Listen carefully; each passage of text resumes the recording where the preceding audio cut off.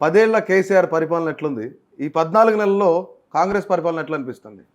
మళ్ళీ పాత రోజులు గుర్తొస్తున్నాయి. హ్మ్.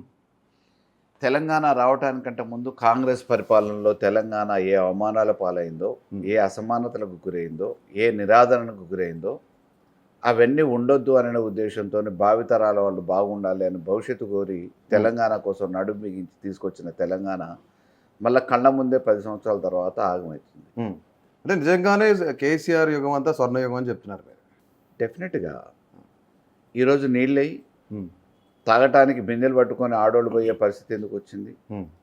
పంటలు పండించిన పంటల్ని కొనే నాదుడు లేక రోడ్ల మీద బారబోసే దుస్థితి ఎందుకు వస్తుంది? మిల్లల దగ్గర పోతే మిల్లలని కనీసం మామూలుగా రైతులను పట్టించుకునే పరిస్థితి లేక గగ్గోలు పెడుతుంటే ఇలా మాట్లాడే నాదుడు ఎక్కడున్నాడు? పంటలు అప్పులో సప్పులో చేసి వేసుకున్న పంటలు ఎండిపోతుంటే పట్టించుకున్న నాదుడు ఎక్కడున్నాడు? నాయకుడు ఎక్కడున్నాడు? కాబట్టి చేతులారా తీసుకొచ్చిన తెలంగాణని బాగు చేయాలనే ఏ లక్ష్యంతో 10 సంవత్సరాలు అపర భగీరథుల్లో ప్రయత్నం చేసి అన్ని రకాలుగా అభివృద్ధి చేయడానికి ఆర్నిషలు పనిచేసిన కేసీఆర్ని ఈరోజు నిర్లక్ష్యం చేస్తే ఏదో మాయమాటలు నమ్మి రేవంత్ రెడ్డికి అధికారం ఒప్పజెప్తే కేవలం 14 నెలల్లో ఈ తెలంగాణని ఆగం చేసిన ఘనకీర్తి కాంగ్రెస్ ప్రభుత్వానికి రేవంత్ రెడ్డికి వచ్చింది. ఈరోజు 10 సంవత్సరాల కృషి వృధా కావటంతో పాటు రేపు మళ్ళీ ఈ నిర్మాణం చేయాలనంటే ఎన్ని సంవత్సరాలు పడుతుందో అర్థం కాని పరిస్థితి తెలంగాణ మేధావులకు వస్తుంది.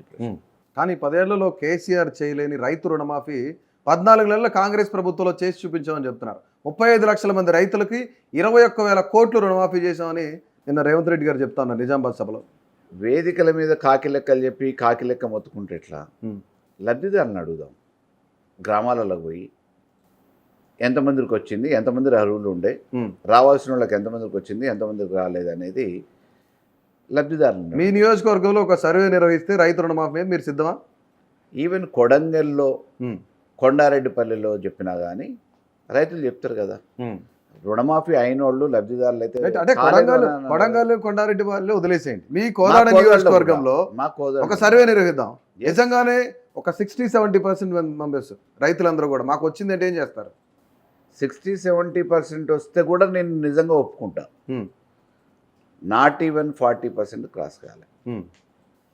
బ్యాంకర్లకి మామూలుగా మేము ఇచ్చేసినామని చెప్పేసి వేదికల మీద ఉపన్యాసాలు ఇస్తున్నారు మంత్రులు, ముఖ్యమంత్రి.